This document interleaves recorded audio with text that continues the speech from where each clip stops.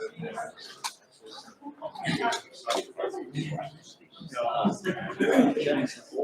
everybody. Welcome. Thanks for coming out tonight on a little bit of a rainy night here at Sweetwater Center for the Arts. I want to welcome everybody that's here in person and also welcome everybody at home here who we are streaming live. So thanks for joining us. The nice thing about this video being streamed through YouTube is that we're going to have recordings of these speakers. So the Artist Guild will be having a speaker every first Wednesday of the month for the rest of the year. So if you can't get in person or if you can't catch the online streaming, there will be recordings underneath the Sweetwater Center for the Arts Artist Guild channel. So you'll be able to tune in and hear our other amazing speakers for the rest of this year. So thanks again for joining us. I just wanted to bring up that if you're not familiar with what the Artist Guild is, we started in the beginning of 2019 and ran for a year. It was kind of like this brainchild of a couple artists. We just sat around and said, hey, you know, there's all these great artists here in Pittsburgh, and they all belong to different groups. And sometimes we don't know who is in those other groups and what they're doing and what they've accomplished and what their careers are about. So the Artist Guild really was kind of a way to bring artists together and kind of just learn and network and find out about each other. That first year we had 10 speakers, and we had people here that were talking that worked for Disney, I feel, that worked for Marvel, that were muralists, that were working in fiber, that were stained glass artists. And so it was really a nice cross-section of just different artists working professionally in their own mediums. And it was just kind of a nice way to bring artists and art lovers together and kind of just learn about each other. So obviously the last 2 years, the Artist Guild was put on hold. But now I'm happy to say tonight we're kicking it back off again, and we have 10 new speakers set up for the rest of this year. So again, the talks will be the first Wednesday of every month from now through October. So anyway, so thanks again for joining in. I do want to say thank you to Sweetwater Center for the Arts for being our host. When I kind of went to them with the idea and kind of pitched it to them, they were all in. They really wanted more artists and more people to learn about the center and the classes and the activities we do here. There's a jazz series. There's just some amazing events, and Sweetwater Center for the Arts really is a little gem in Pennsylvania. We're near Pittsburgh if you're joining us from further out. And so if you get a chance, go online, check out Sweetwater Center for the Arts. They have wonderful art camps here in the summer. We're also running a master series where we're running intensive workshops with master artists here in the summer as well. So check out Sweetwater Center for the Arts, and you can check out all of our classes and upcoming events, and we would love to see you here in person. I have really been happy to know as many artists as I have over my career, and so it's been a real treat for me to get in touch with people and ask them to come out and speak. And so I just couldn't think of anyone better than Mark Zingarelli to come out tonight and kick off our meeting again tonight. And Mark and I have been friends for a long time through the Pittsburgh Society of Illustrators.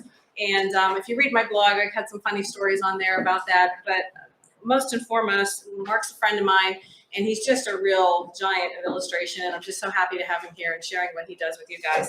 I have a little bio here about him, so I'm just going to read this real quick. Originally a native of Pittsburgh, Mark Zingarelli has been a freelance cartoonist and illustrator for over 45 years. He has also worked as a lecturer, teacher, journalist, and professional eater for restaurant reviews. His award-winning illustration work and comics have been published internationally. He has studios in San Diego, California, Seattle, Washington, and now lives and works in Southwest Pennsylvania. His graphic novel, called Second Avenue Caper, won the Lammy Award for the best graphic novel of 2014, and that's quite a feat. You can learn more about Mark on his website out on the internet, houseofzing.com.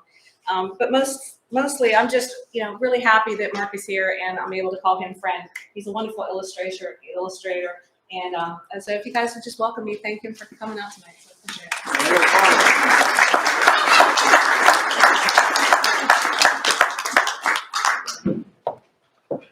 Good evening, everyone. I'm so happy that you made it out tonight with a little rain not holding you back. I know a lot of people here, and there's a lot of people I don't know, and so I'm always glad to meet new people, and I'm glad that you came out to see what this is all about. Okay, so who am I? I've been an illustrator for over 45 years, freelance illustrator for over 45 years. I've worked primarily in editorial with books, magazines, most published types of artwork. I've done comics. I've had a number of different clients from all areas of the publishing field, and I've enjoyed a great career doing this. I had early influences as artists. We all have influences, people that we liked when we were growing up, people's work that we saw that we were astonished by. And Gustave Doré was one of the first people that I saw who did etchings of Dante's Inferno, and that was something I saw in a library book at my small town library, and I was just like totally awed by that. And so that really was one of my first influences. But I also was really influenced by Mad Magazine, all the Mad Magazine spinoffs, the characters, the artists. Don Martin, a very famous cartoonist from that group that I was just crazy for. I've also, at the same time, with Mad, I was also influenced by famous monsters of Filmland and movie monsters as well. I saw them at my local theater in my small town, and I loved them, and I had a subscription on and off to Famous Monsters of Filmland, and but I really got into magazines like Creepy because it was a comic book, but not a superhero comic. They were horror comics, and they were the horror comics when I was growing up that became influential to me. So I got the comic form in terms of black and white comics I got from Creepy, and there were other Warren publications. Blazing Combat is another. That's a Frazetta cover there. I was really big on war comics. I was never a superhero comic fanboy, I guess. I did like Superman, but I came to Superman through the TV show with Reeves, not the comic book. I came to the comic book after I came to the show. But anyhow, these are other influences. I was good in art in high school, and I had different opportunities to go to school. The further education before my post-high school, though, I took art classes. My father sent me to art classes at the museum every Saturday. I took the bus by myself. I was a kid. I was like 10 years old. They were letting me on the bus by myself. That never happened today, but I used to take the bus from Irwin to Greensburg and back. And also, I saved up my paper route money, and I bought a whole cartooning course from the Cartoonist Exchange in Ohio. And it was one of the first things like that I got.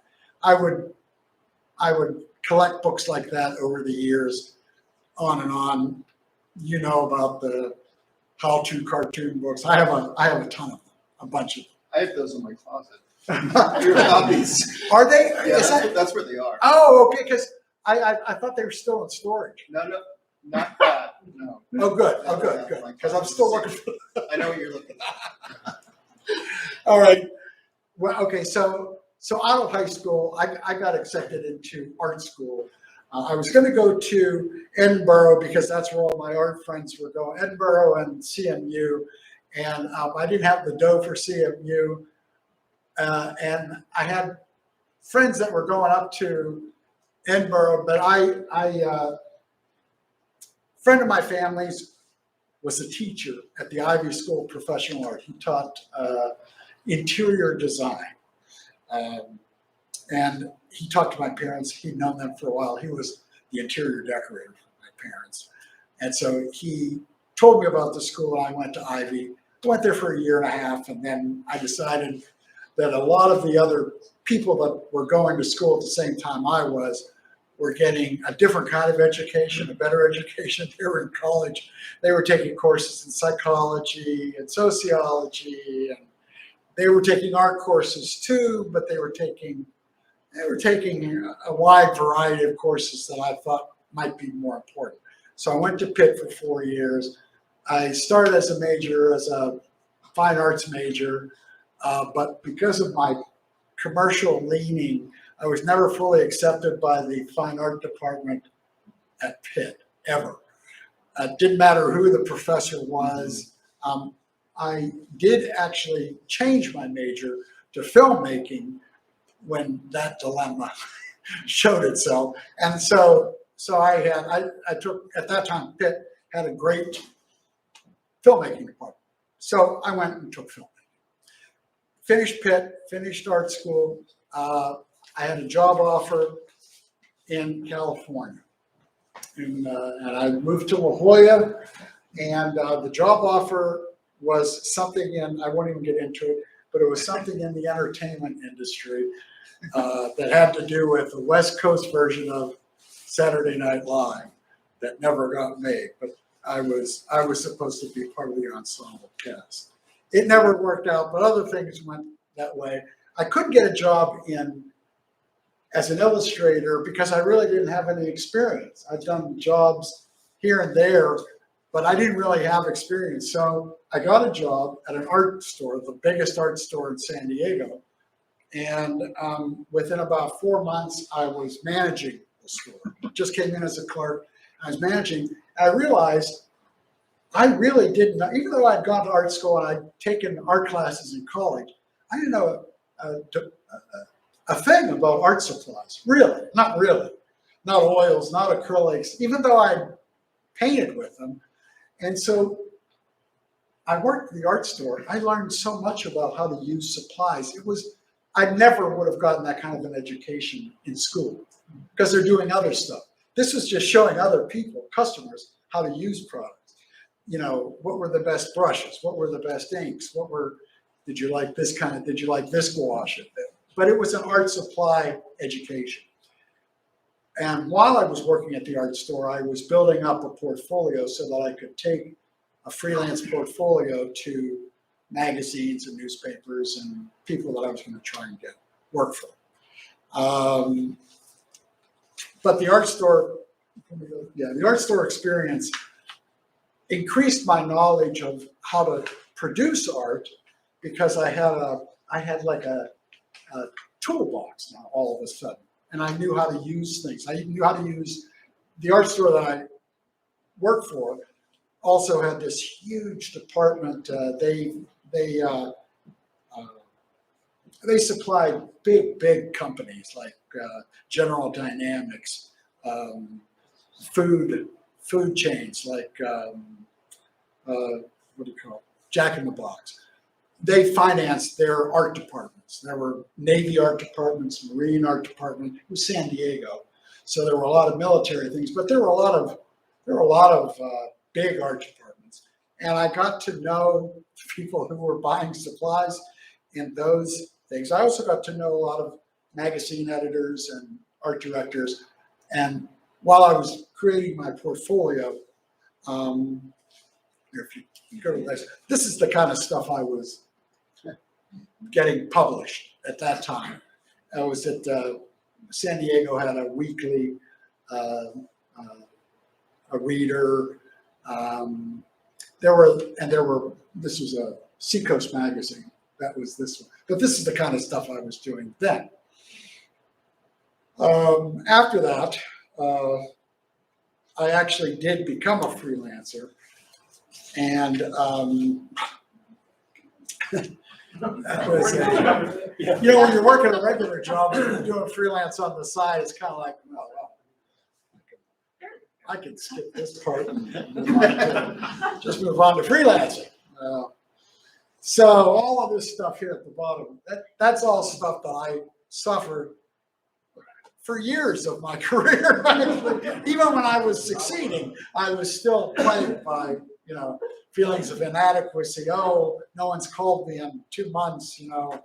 And I had have a good friend of mine who was also living in San Diego, who I met in San Diego, who sort of helped get me or helped introduce me into the graphic arts editorial world in San Diego. And his name was, he's another cartoonist illustrator named Rick Gary. Just a wonderful guy, very talented. But Rick told me something when we were talking about, I was lamenting that I didn't know, when the next job was coming in, for God's sake. And he said, the great thing about freelancing, you're looking at this all along. The great thing about freelancing is we really never know when we're going to have a vacation. He said, these other people that have to go to a job, he said, they have to show up. They have to be there at 9 o'clock. They have to stay till 5. They're going out on a sales call. But if no one's calling, there's no work. We can go to the beach. So that was one of the things that helped get me through. Next, also, all the freelance drawing wasn't all working out. I still needed to make more money. I had a mortgage and stuff like that. So I started writing, which I was interested in anyhow, even when I was in college. But I never thought about doing it, to make money. But I did start writing stories, short stories, and then I started reading work by people like Robert Crumb, who took real life stories and turned them into comics. And I did meet Robert Crumb, but I had to move to Seattle. And this was a whole different start for me, actually. I have relatives that lived up there, but I really didn't know the art scene at all, so it was like starting from scratch again. You saw the type of work I was doing before. This is the type of work I was doing when I was in Seattle. Very noirish, very black and white, very graphic. And a lot of this was done with a scratch board, which sadly, after a couple of years of doing it, I started developing carpal tunnel so bad that I couldn't use the stylus. And back then, this would have been in the early 80s, the surgery involved cutting up your whole arm and laying it open, and the recovery was an enormous recovery time. So the doctor told me, well, the other solution would be to stop using that particular thing. And so I did. I stopped using the scratchboard tool and started using a brush to replicate that style, the black, with the jaggy lines and all of it. And that suddenly became a style that I was working with all the time. And I got tagged very pleasantly with Zingarelli. He's the master of noir in the Northwest or something like that. That was written by another publication I did work for called The Rocket. The Rocket was an entertainment publication, independent, and that's really where I started meeting some other important cartoonists and writers, and it was at The Rocket that I created this. This is a character that I created, a fictional character named Eddie Longo. But I created him to do restaurant reviews as a cartoon character, which no one had ever done. And it became so popular that I was invited on the local Seattle radio show as the character, Eddie Longo. First, I was invited as the illustrator that created Eddie Longo. Then the second time they invited me as Eddie Longo. And then at the end, they said, and playing Eddie Longo is Mark Zingarelli, the creator. But it was fun. I did that for The Rocket for a few years, and another publication up in Everett picked it up too. But they were all they weren't, this is the tabloid side. It was about half the size of that tabloid, the tabloid dimension there. But it appeared every month, and it became a popular thing. And so I became known for that in addition to other things. But doing that stupid little strip started getting me work out of New York. Friends of mine who I had worked with in Seattle, one of them, an old friend, Art Chantry, we worked together at the Rocket, and we worked together doing other things. We designed T-shirts for a coffee shop. We did posters for the Gilbert and Sullivan Society. And he's just back then he was just a curmudgeon of a guy. He still is, but he's mellowed quite a bit. But he's still just still a great friend of mine. I've known him since the early '80s. And the other guy that helped me all along my career is a guy named Bob Newman. Again, he was the editor at the Rocket when I was doing the Eddie Longo stuff, and he moved to New York. And the great relationship that I had with him at this local newspaper in Seattle, I had with him in New York. And then he was doing, he landed at the Village Voice. That's the first place he went. So he started hiring me to do illustrations for the Village Voice. And then once I started appearing in these other magazines out of New York, something else started happening. And that was my relationship. Well, the next one, if you go to the next one, these are some of the things that were going on with the Village Voice. This is the type of illustration I was doing for that. Similar to the other one, still very graphic. The next step, though, was living in Seattle. I discovered that a magazine was being produced there called Weirdo. And it was Robert Crumb, who was a very famous, still living in France, very famous underground cartoonist, was the first one to actually look at my comics and say, yeah, I'd like to run that. And the guy that was doing the editorial work in Seattle was a guy named Peter Bagg. And so Pete and I became fast friends. And he published, this is one of the strips. So these were full page strips. But I did a bunch of work for, this is a multi-page story that I did. Once I started appearing in Weirdo, Robert Crumb became more of a mentor, I guess I want to say, more of a mentor to me. Took me under his wing, and he's not that kind of a guy usually. So, he would look at my drawing and say, these folds are all wrong. His leg would be, you didn't make this leg, it looks a little awkward. When he would come over to the house, that's what I get. But it was all great. It was all constructive, and again, we became fast friends.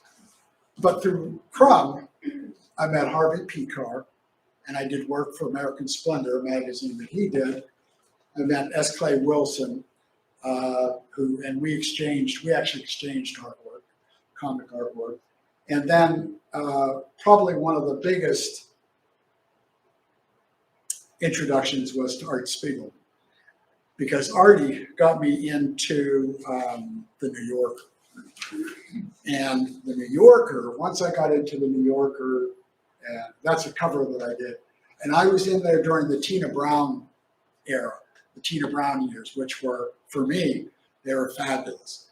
Art Spiegelman was like the main art director. His wife, Francoise, was the cover art director. She assigned all the covers for the New Yorker. And I was with other cartoonists. Art Spiegelman's thing was to bring all these cartoonists into the New Yorker, well, unlike they had never been before, And that's how I got to know a lot of them, just because their work appeared there, and we would, we'd talk, and get together at social functions. People would come out to Seattle or whatever. But the stuff I did in the New Yorker, I did a lot of different stuff. They didn't just want the graphic noir stuff. They wanted other stuff. So this is a kind of like a combination of a style that's one style, but it's modified slightly. And there was for a weekly, sometimes when I was working for the New Yorker, I was doing stuff every week for them. It was great. Hey, Mark. Yes. Just a quick question. Sure. I didn't know you were that eclectic that early. And I'm just wondering how you saw yourself at that point, because, as a artist, not as a Zingarelli. No, I mean, like, what did you think you were doing? I know you're getting work, so I got to work, but how were you seeing yourself? Because you were doing all kinds of things, not just saying. Well, it's funny you should say that, because at the time, all I was thinking was, I'm not getting enough work. I'm not getting enough work. I was getting a lot of work. I mean, there were a lot of evenings that I was working, burning the midnight oil, and had those deadlines that freelancers get, where it has to be done by 9 o'clock tomorrow, and you're not finished with it. Now back then, back when I was doing these illustrations for the New Yorker, we weren't doing them on computers yet. This was painted. They were painted cells, like animation cells. The line work would be done as a film positive, and then I would just paint on a light table. I would just paint the color on it. But there was no computer being done, so the artwork had to be sent physically, which meant FedEx had to come and pick it up. And at the time, when I was doing all this artwork for the New Yorker, I was living in a small town north of Seattle, about an hour away, and the New Yorker constantly had the budget to come up to like on a Friday or a Saturday or even a Sunday morning, and pick up the artwork at my house and drive it back down for an hour and 20 minutes to the airport in Seattle and take it on the plane physically themselves and deliver the job to the New Yorker in the morning, so it could be ready, so the magazine could close on Monday afternoon. So, and the weird thing was, that's a lot of trouble. But at the time, that was the way you did it, so that was the way you did it. When I started doing things digitally and sending to other magazines digitally, the New Yorker was still not accepting digital work. They wanted the physical artwork because they wanted to control the color separation. So I was still sending them the original work, but I was sending other people, the digital work. So anyhow, but working for the New Yorker was a fabulous time. When you're in the New Yorker, it's amazing how many other people in publishing, in the magazine business, in editorial, look at the New Yorker, no matter what magazine it is. It could be Guitar Magazine, it could be Harmonica, Folkways Magazine, but still people are looking, those art directors are still looking at the New Yorker. So I got a lot of work. I work for all kinds of magazines, Newsweek, Time, Business Week, covers for all of them.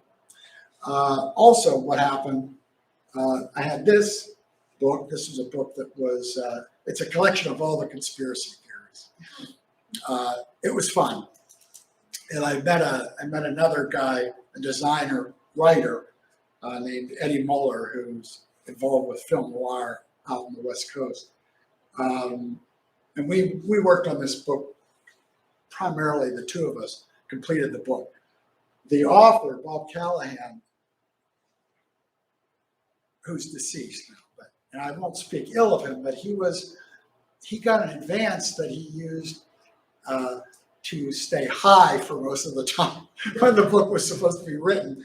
And Eddie Muller ended up taking the galleys that Bob wrote and rewrote them, and then we talk about what design work was going to work for the thing. So that happened at this time too. Also, what happened was I had been doing work for Harvey Picar, sporadic magazine stories. He would write a story, and then he would get other cartoonists to draw them. That was his thing. He was not an artist, he was a writer. And so my collaboration with Harvey put me in the orbit of his wife as well, which is the way it works. And Joyce is an interesting, talented, creative spirit who is a fantastic comics writer.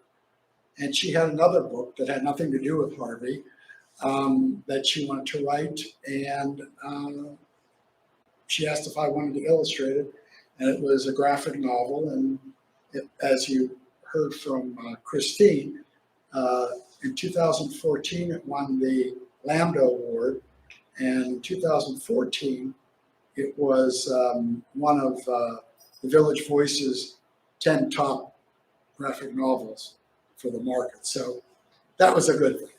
That was a good thing. Next, I also finally published a comic of my own stories, real life. It was supposed to be the beginning of a lot of stories, but became the only one because I was working on so many other jobs. It was hard to actually get back to that as a job that was an ongoing project.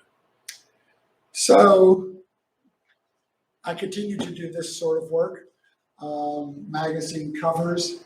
In addition to the New Yorker, I did several for New York Magazine. These are other illustrations that appeared in different magazines. So Willamette Week, that's like a city paper in Willamette, Oregon. It's called the Willamette Week. And so that's the kind of stuff I was working on those years. Also, this whole thing with the Lichtenstein dot thing. At the time when I was doing this, there were only there was only one other person who was doing it. Another illustrator by the name, very talented illustrator and great guy, named Lou Brooks, who we recently lost. He was doing the comic book thing like Lichtenstein, and it was a thing that was becoming popular. This is in the 80s. That's how long ago this was happening. And so, adding the dots to make it look like a comic book thing, that was part of the thing. But it was being used, I was using it for all, this was for Wine Spectator or Wine Magazine. I was using it for all kinds of, that's why I have this. Also using this technique where I would take a regular comic and then make it into a comic that looked aged. That also became a thing that I worked on. This was an Entertainment Weekly. And I was working for Esquire and all the major magazines, and including some in Europe, Der Spiegel, and there were other magazines. More stuff at the same time, just showing you different versions of the comic stuff that I do. This is a thing over the years I've done a lot of stuff for Esquire. This is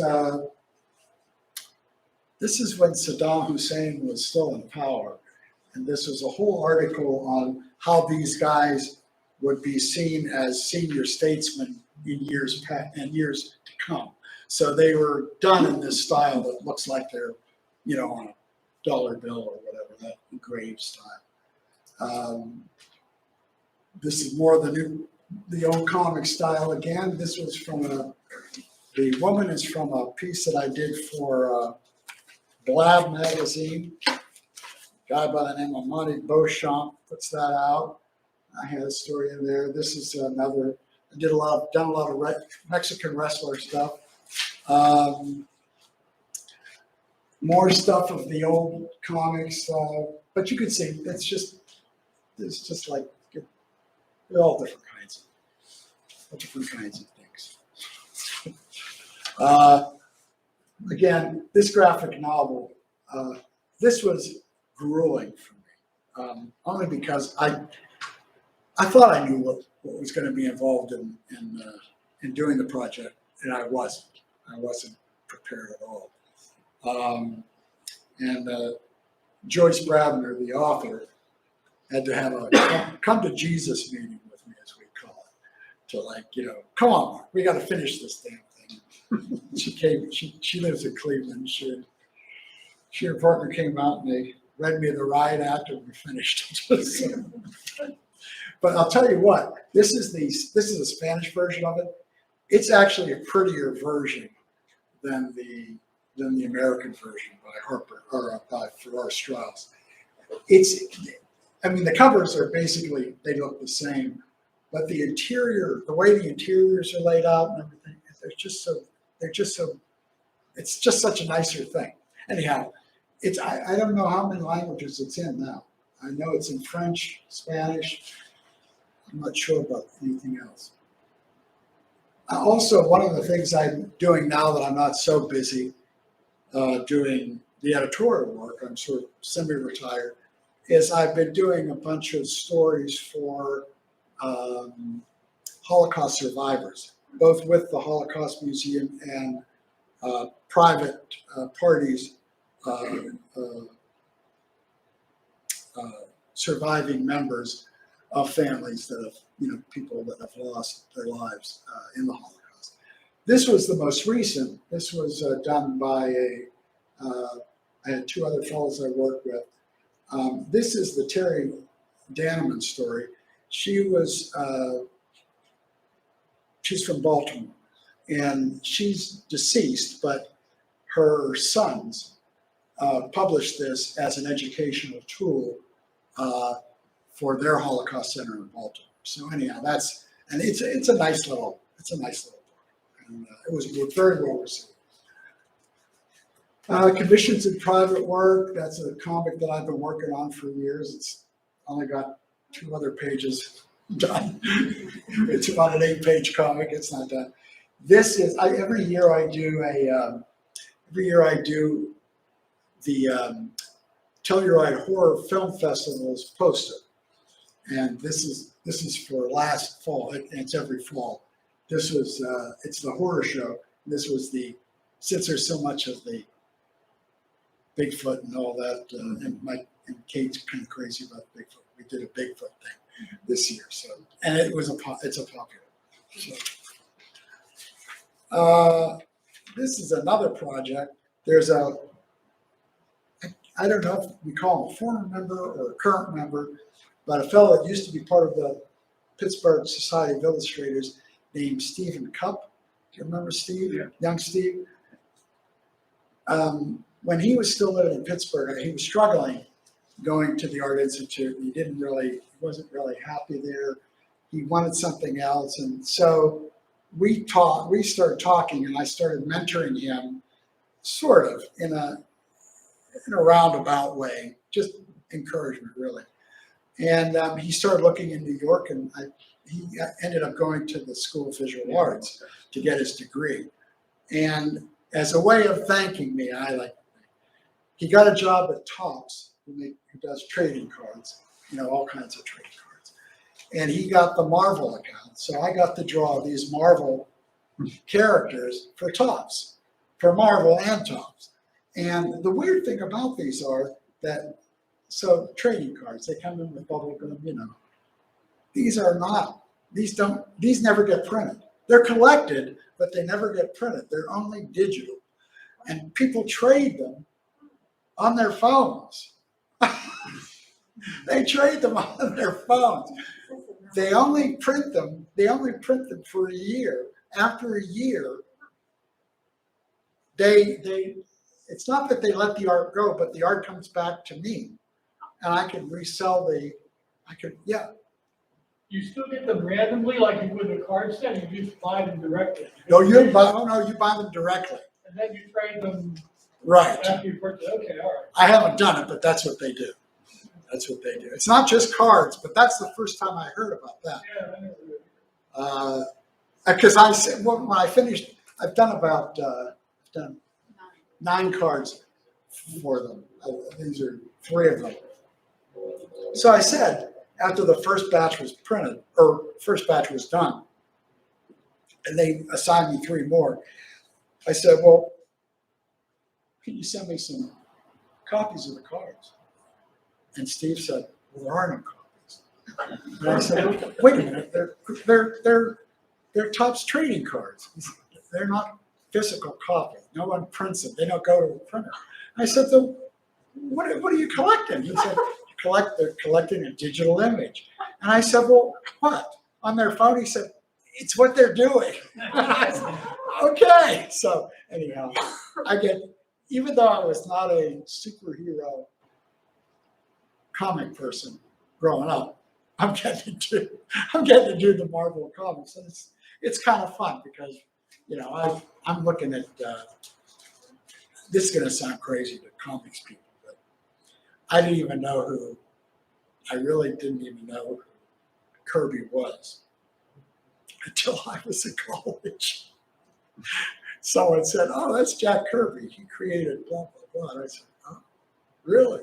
And then after I got older and I started seeing, oh, he's like really something, this Jack Kirby. Then I realized. Then I discovered the other. But the only people that I was looking at were the war comic guys, Russ Heath, Joe Kubert. You know, those are the guys that I was following. I wasn't following any of Marvel but now I know the Buscemi's and the Romitas, and I'm a huge fan of John Romita Sr., even though he did Spider-Man. He's well known for Spider-Man. His romance comics are what I really love. He did those for years, and I've collected a bunch of those. So anyhow, wrapping this up, this is one of the projects that I'm working on now, a collection of wrecked cars. And I'll tell you where this came from. So I did a wrecked car. I've been thinking about doing a wrecked car for a while. And I like the detail that were in the drawings of another cartoonist named Jeff Darrow, and Mobius, another French cartoonist. And I had done something similar to that years ago when I first discovered them in Heavy Metal magazine. But then I just didn't do it after a while. I started doing the heavy brush stuff. That's sort of where my career went. Well, now I went back to doing these, and I just absolutely love these. This is like meditation for me to do these. What I'd really like to, they're about this big, okay? But what I'd really like to do is like wall size versions of them with color. So I'm looking at opaque projectors. I don't know where I'm going to paint the first one. But anyhow, that's it sort of for the presentation. Any questions or anything? Yes. Yeah, that Robert Scrum guy, I've heard of him. Is he the one who did the Keep on Trucking poster? Yes. Yes, that was stolen from him many times. Yeah, that's his character. That's his characterization. He's Mr. Natural. Mr. Natural. He's just Zap Comics. well, he was one of the founders of Zap, that's for sure. Same with some of the other guys that I met in there. One of the guys I mentioned that I didn't even mention, but was a connection there too, was a fellow by the name of Dan Klaus. I met him through Pete Bag, and the two brothers, the Hernandez brothers, who do Love and Rockets. I was able to meet them also through doing comics in Seattle. And so I've met a lot of people. Yeah. So you were hanging with them and the other guys. And I was gonna say, did you pose for the Keep on Trucking guy? Right? What? Did you pose for the Keep on Trucking? No. That was done long before I met Robert. Did you guys pose for each other? No. Your reference of people and Now, seniors. when he came, I was living in Seattle, and he would come with his wife and his daughter, and they would come for dinner. And generally, I'd make something Italian because I'm Italian. And his wife loved Italian cooking. Um, his daughter she was a toddler. She was a toddler. She was really just a toddler, not quite an infant because she was walking. And as soon as they'd come, we'd go up to the studio and we'd stay up there for an hour or so while our wives talked and did stuff downstairs, and then I would come down and we'd have dinner and talk. And sometimes Pete Bagg was there with his wife, and another friend, Denny Eichhorn, a writer friend, was often around too. So, but that's that's what I'm doing Where did you now. get your reference of people and figures and faces? Pardon me again? Where do you Where get did your you get your reference? reference? Photographs. From magazines? Oh, oddly enough, I don't use it as much, but illustrators used to use something called a MORE, which is a file of collected photographs, and I was lucky enough to inherit a Pittsburgh illustrator's MORE files, and she was a popular painter. I can't remember her name right now. I got them through Dave Klug, another illustrator. His wife got them because she knew this woman, but she did body Rubenesque paintings in bars in Pittsburgh. Like that was one of the things she did. But I have her MORE file, and it's got pictures of all kinds of stuff. Although on the internet you can get anything. I mean, you don't really need to keep a MORE file anymore because you can find anything you want really on the internet. Any other questions? Yes. What medium are you using in those drawings? That's pen and ink.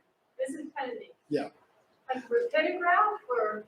No, I have a Pittygraph, but I don't use them too much. These are all four of these are done with. I use watercolor brushes and a particular black ink that I like that's no longer made, and I keep trying to save it. I mix it with other kinds of ink so that it's not all completely gone. But yes, and then the pens that I use, I have so many dip pens. And Is that like the Chrome pens? yes, that's what I'm saying by a dip pen. Oh my But goodness. Well, I still have accidents with them though. I mean, sometimes I'll be drawing and they'll go. Oh, block.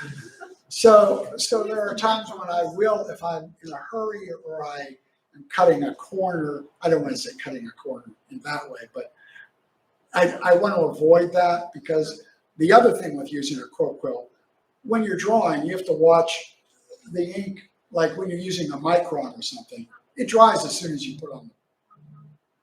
When you're using a quilt quill or a brush, if you're using a plate finish, a smooth, hard finish, the ink stays on the top there. So if you have to run your hand, just moving it over to the side a little bit and it smears. I don't want that. I don't have to worry about that, especially if I'm doing really, really detailed. So I will use a micron.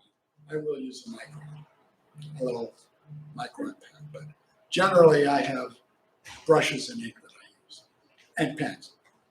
What about, I know you do your originals still traditionally, but when you're doing your coloring after you scan things in, you're playing with the tablet pens, any of those things yet? You know what? I've had a Wacom. Yeah. I've had a Wacom. You don't use it. 20 years. 20 years. I not quite 20 years, but I've had it for a long time. I use the mouse to draw with. I never use the stylus. It sits in the little folder there. And George Schill is not here, but I remember 7 or 8 years ago, George Schill would not get a Mac. He was only using IBM machines. And, you know, pretty much the rest of us were using Macs in one way or another. And the whole idea of drawing digitally for George was like,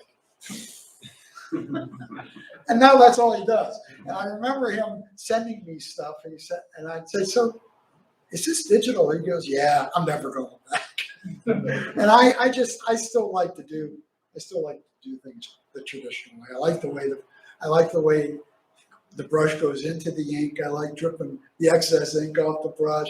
I like painting the line, I like doing that stuff. So it's enjoyable. It's like I said, it's like meditation, you know, just, so it's fun. Anyone? Yes. Of all the people that you met over the course of your career, like different artists, freelance, did you meet them all strictly from working in the industry, or did you network? Did you show your work in galleries, or to get exposure? Like, how did you meet all these people, short of just doing work in the same circles that they were in? That's pretty much how it was. I mean, I met Robert Crumb because I sent the magazine some samples of my work to see if he would print some of my comics. And it was the first time I ever contacted him. He knew about me, which was surprising. I found that hard to believe, but he knew who I was. And that started that thing. And then he said, I should introduce you to Harvey Picar. He just lives, in the next state over in Cleveland. You could probably do some work for him if you're interested. And I said, sure. And, and then Art Spiegelman,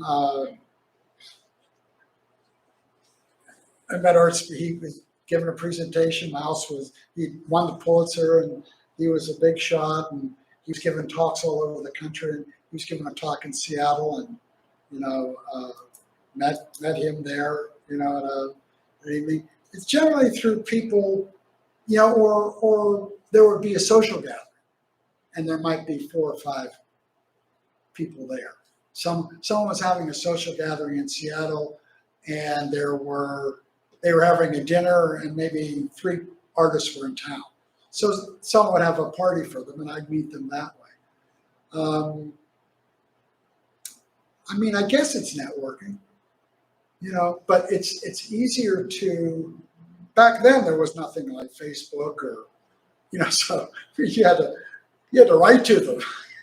There wasn't email; you had to actually physically write to them. I remember. S. Clay Wilson, who is he's a very sadly he's gone too, but very talented guy, very friendly. He loved the Eddie Longo strips that I was doing for the Rocket, but he loved them because he had a friend that he knew would love them. So he would he traded art with me, So it was like he gave me some Checker Demon art, that he made specifically for that trade. And Checker Demon was one of his main characters. And, it's just, I've been lucky. I met a lot of people. And then, I moved back here. This is all on the West Coast. But then when I moved back here, there was a huge cartooning group here already that I wasn't even aware of. People like David Colson, Jim Rogg, Ed Piscar. There were people here that I didn't know they were living here. I'd never heard of them until I moved here. I got a note from a physical letter from Ed Piscar that had samples of his work in a little letter, and he said, "You don't know me, but I'm working for Harvey Picar. He said I should call you. We get together." Me, Jim Rogg, name a few other people. We get together every Wednesday for a new comics day at this comic place in Oakland. We'd love it if you'd come down and meet with us. That's how I met them. And of course, I was the old guy. I went in there. There were all these young kids, and Hi, boys, how are you? But they treated me with respect. They were very respectful. They treated me with respect. But that's, that's how I met this group down here. And then, I remember going to the first meeting we had for PSI before PSI was PSI. And it was at what restaurant was that at? Max and Ernst. That's right. Yeah. And I remember us talking about, let's start this group. Dave Colson was the one who invited me to that. He said, there's a group of illustrators. They want to start a guild or they want to start a illustrators group. You interested? I said, sure. So, Hey, Mark, to put a footnote, you had a whole life developed out west, and suddenly you're back in Pittsburgh. What happened? How did you? Well, I've been back for over 20, No, I know that. 20 years. That leap, because you were able to, I mean, my God, the New Yorker was sending airplanes to get you. Yeah, I did work for them when I moved back here too. But actually, when Tina Brown left and the new art director came in, he just did not. She loved my work. He just was not a fan. David Remnant. So he just was not a fan. They tried. My art directors tried to squeeze me in there, tried to shoehorn me in, but then they ended up giving the jobs to other people. And after about 6 months, they stopped trying to send them my way. I mean, I was doing the same stuff I did for them before, but it just wasn't Tina. Just wasn't working with Tina Brown anymore. So it was a financial move at that time. No, because by that time it didn't matter where I lived. Then we had the computer. We had Kate and I were living in the Northwest, and we had my mother's only grandchildren, and we weren't seeing her that. My dad had died, so we weren't seeing her that much. So we moved back east. I miss family and stuff like that. It was tough for Kate. She had a stiff upper lip when she did it. I'm glad she did, because I still have a lot of relatives that live here. So I come from a big old Italian American family. It's How long were you out of town? 20 years, 20-some years. Moved out in 75. 96. And came back in 96. All the Pittsburghers come back. You know what I find? So it's weird. So I'm living out there, and there are things about the area that I discover that I have missed. There was a writer who lived in Greensburg. Casey Constantine is his pseudonym. But I started reading his books, and they were so Greensburg, Irwin, Jeanette. They were so much written about where I grew up that by reading those books, I actually got to missing southwestern Pennsylvania. And then, I'd come back for a visit, and there were food things that Kate and I were actually vegetarian when we moved back here, but then when we moved back to the land of great luncheon meats and decent barbecue and really good hot dogs, the vegetarianism fell to the wayside. So I hope this has been entertaining. I hope it hasn't been boring. So does anyone have a really interesting question? I mean, like you're afraid to ask it, but since I'm prompting you, you would ask it. No? How much does story play into, or I mean, you played with both the visual and the written story, and is that, do you, as a comic writer, right, is the story integral? Like, you wouldn't have been happy just illustrating other people's, you felt the need to? I have illustrated other people's. I mean, the graphic novel, Second Avenue Caper, Joyce actually wrote that. That was about people that she knew. And I've done lots of comics work for, like for Entertainment Weekly. Someone is they want to do a comic page or a couple of, in fact, Entertainment Weekly flew me to New York for a week because a brand new book had come out. Kitty Kelly, I don't know if you remember who Kitty Kelly was. She did all these tell-all biographies. Well, she had just finished a biography on the Reagans, and they wanted to play with that, but they wanted me to do a comic book story, which I did, but they wanted me to be in the office because they wanted to make sure that as I was writing the story, they would not be liable. So they had to have a lawyer looking over my copy every day. And so what are you going to draw with this? And I thought, well, so one of the things I had to do, I couldn't just say, this is so, that is so. I had to preface each particular series of panels with, well, Kitty says, and that way it's something that she said in the book, but as outrageous as it is, I could say it there just by saying Kitty said. But I have worked in other people's stories. I like working on my own stories because I can control the visual and the other one. But I like finding the visual, like with the Holocaust stories. I generally didn't write those. I contributed to them because writing for a comic book is different than writing prose.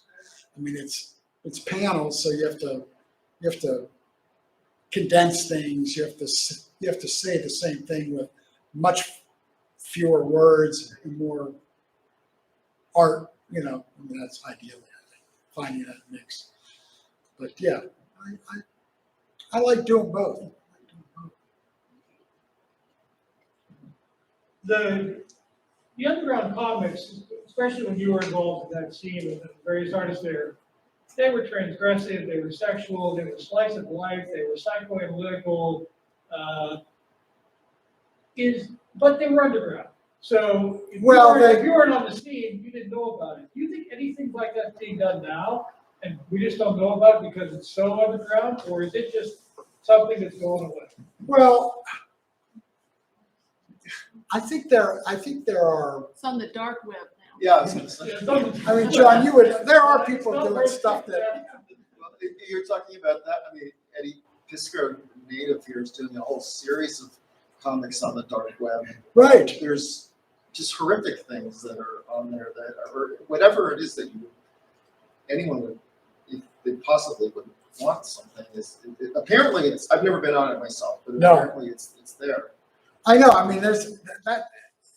And that wasn't accessible. None of that was accessible. I mean, You had to go to head shops and stuff to get the underground stuff. It was talking about decades and decades and decades ago. It's a very different world. Oh, absolutely. No internet. I mean, the Ivy School of Art, where I first went after high school, was located right off of Market Square.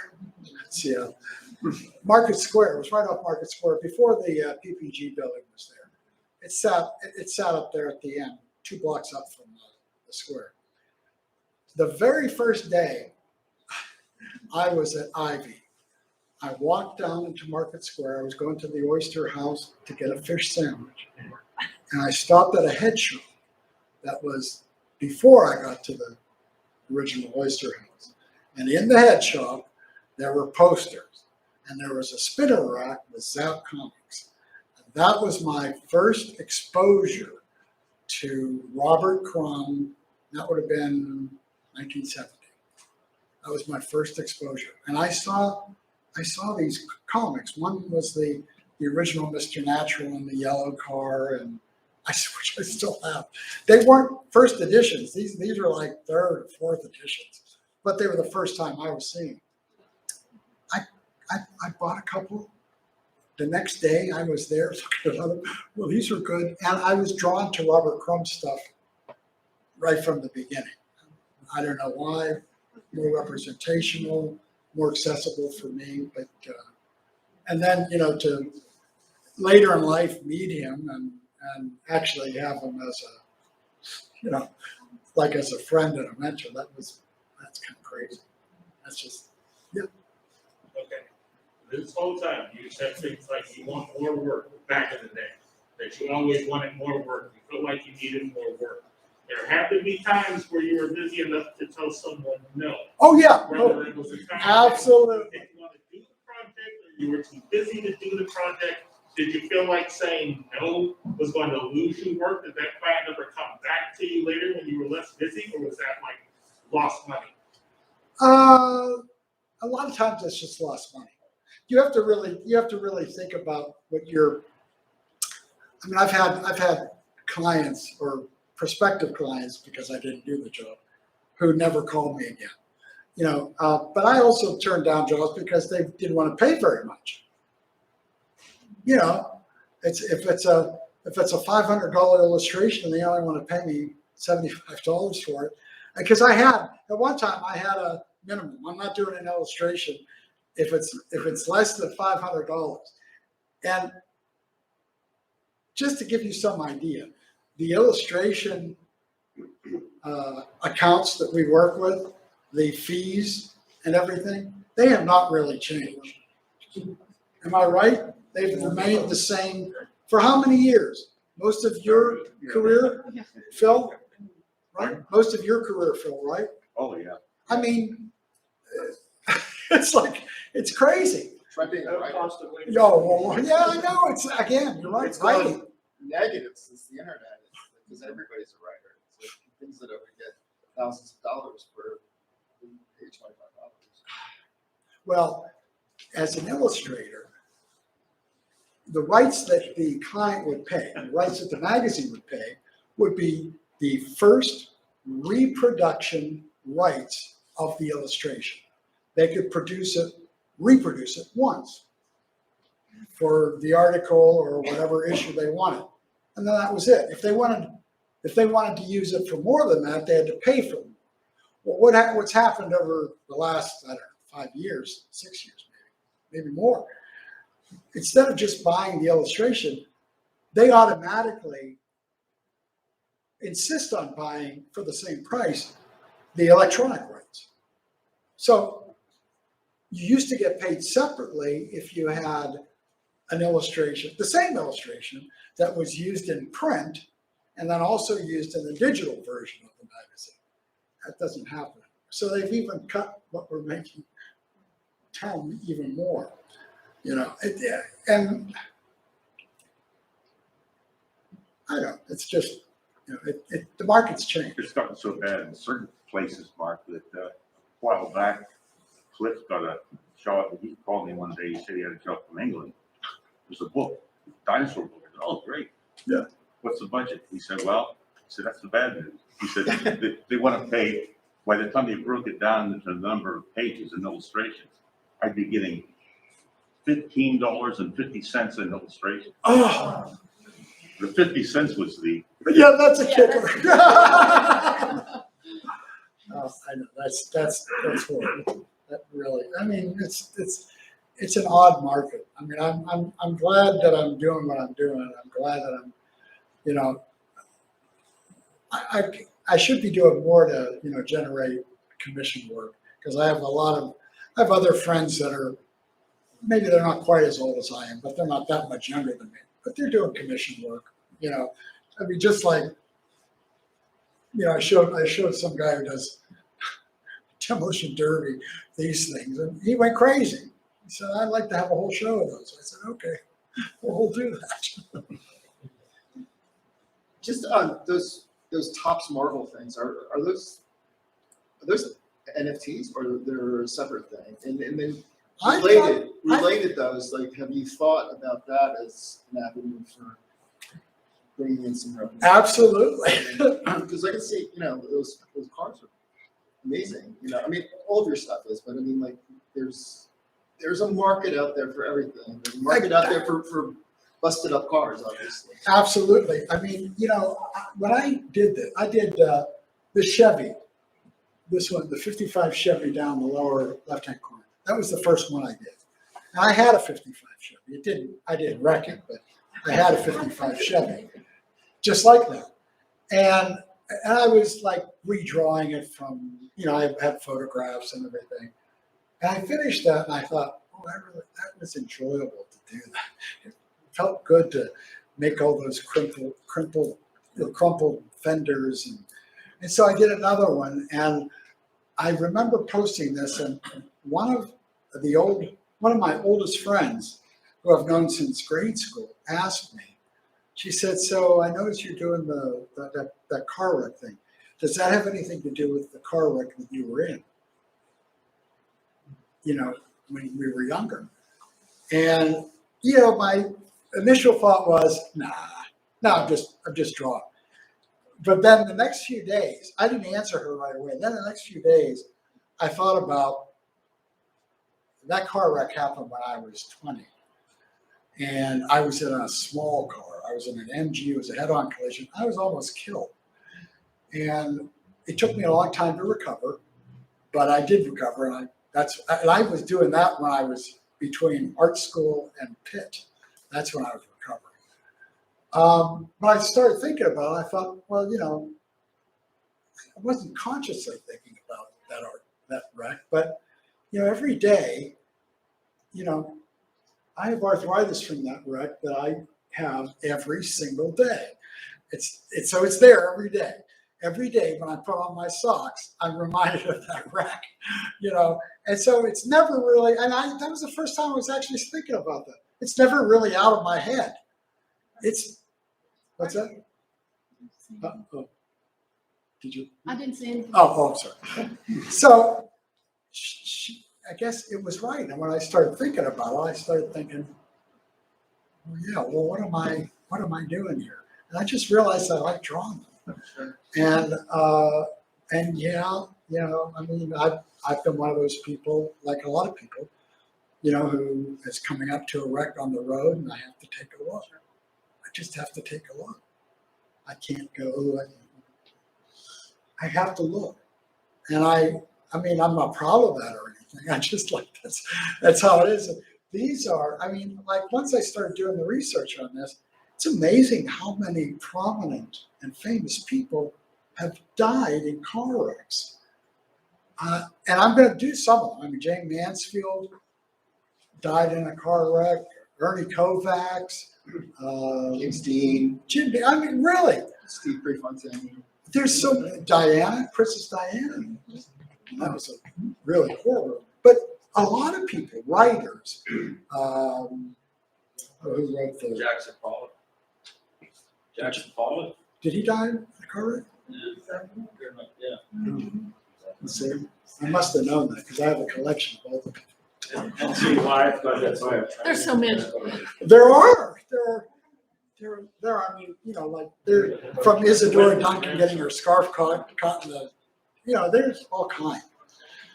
And so then I started looking at that and started looking at, there's a lot of information, data out there on car wrecks, how frequent they are, where they happen. If you do all these death cars, they're gonna eventually say, oh, well, he was mentored by Robert Crumb, so now we understand. You're such a nice guy. You're gonna see all these. They want you to figure. Well, when I first met Kate, I was doing all that Northwest Noir stuff, and I remember she said, "Your stuff is so dark. You seem like you're a much happier person. Why is your stuff so dark?" How does a Spider-Man fan? Yeah. But I mix it up. So, can I answer anything else? Are you done? Are we finished? Yes. What other things do you collect? Because I know just following you on Facebook, there's some people that I'm put trying to stuff get out. rid of the collections. Some people put stuff out on Facebook all the time, and it's annoying. Your stuff is always different, always cool. Some of it's from your own collections, maybe, no? Yeah, I have a. Besides the hot dogs. Well, That's for eating, but Infant child, Prague, what's that? the infant child. I do have a lot of statues of the child, the infant of Prague. I mean, like over 15 or so. I collected, and I still have most of this collection. I collected magazines and vintage paperbacks from the 30s and the 40s and the 50s, some into the 60s. I still have most of those. So, I mean, now you don't really need to collect them. You can find every cover you want. I mostly collected them for covers, for, reference and that kind of stuff. Now, I just have shelves of them in plastic bags and they're just sitting on shelves. Mexican wrestler movie posters. Mexican wrestlers, yeah. There've been a lot of things over the years. How many black markers do you have? Pardon me? How many black markers, I mean, roughly? Because they dry, you have to have different variations, because some are dry, some are wet. No, I get one, I have so many that if one starts to even hint that it's gonna get dry, that's gone. I have plenty more where there's no sense, I'm past that, I'm gonna nurse a little more. There's no need for an emergency trip to the art store, because you have them all. I have hundreds and hundreds and hundreds It's impressive. of different sizes. And I found new things that I like even more. There's a series, for you who use paintbrushes, there's a series by a company called King Art. And they're like, what is it, Plaxon, or it's a synthetic, not Plaxon, but it sounds like that. Anyhow, it's a synthetic bristle. And I've always been, I gotta have a pointed Kolinsky. I have to have the Kolinsky, red sable Kolinsky brush. That's all I can ink with. Well, these were so cheap, I thought, if I don't like them, I'll give them to my grandkids or something. I got them and they're like, oh my God, right out of the box. And I'm thinking, I just haven't used these enough. They point so well and they're cheap. It's like for, I don't know, 12 brushes. So anyhow, the art store manager and me still likes art supplies. You can't throw away art supplies. Oh no, God no. Cato said, where'd you get this? I said, oh, I have that, I just haven't used it. Our poor mailman, we tip him really well at first. And I find out where I'm gonna get, am I gonna get it from Blix this time? Or am I gonna get this one from St. Louis Art Supply? So I have different suppliers. They have different pricing, and I just keep track of it. But I don't really need anything. That's the thing. I have so many supplies, it's like, I have tubes of gouache, and tubes of watercolor. The tubes of watercolor are all hardening up, they're all getting solid. Can you even get the Kolinskis anymore though? Because when Russia put a boycott on exporting those. Kolinsky's? Yeah, like about 10 He years uses ago. the cheap ones now. Well, I have the cheap, but you know what? I have He's got so many. I have so many really nice Kolinsky brushes that when I started collecting supplies when I was the manager, I still have the Neil Never used it. art tape, Okay. an Italian Those were the art tape days. that I bought in 1977, 78. I'm still using it as my art. It's a beautiful European art table, and I got 2 We're not gonna tabourets. make anything better now. No, so I have a lot of supplies. I've been collecting them for a while. So anyone else here that is, I know who the illustrators are. Do we have fine artists here too? Yeah, quite a few, yeah. What kind of work? You find out where it's at? I'll be right here for a second. I do large abstract. Oh, I'm coming then. All right. All right. Sounds good. So you ready, dear? Alrighty. All Thank you right. so much.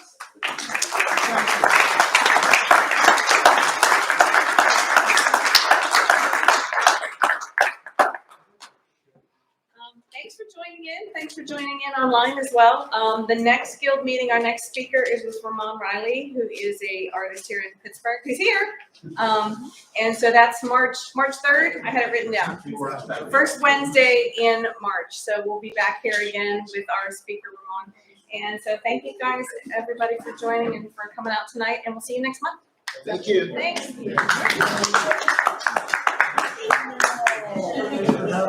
It's okay? It was awesome. That's perfect.